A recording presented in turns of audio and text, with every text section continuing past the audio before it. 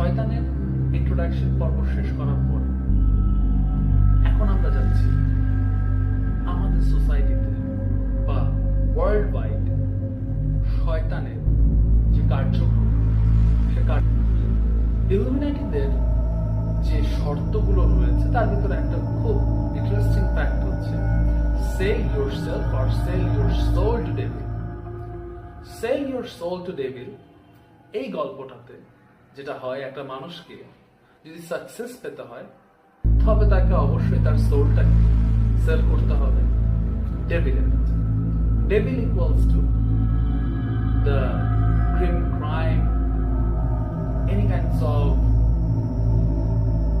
dark works, everything which is included in crime and literally with discrimination, etc., etc.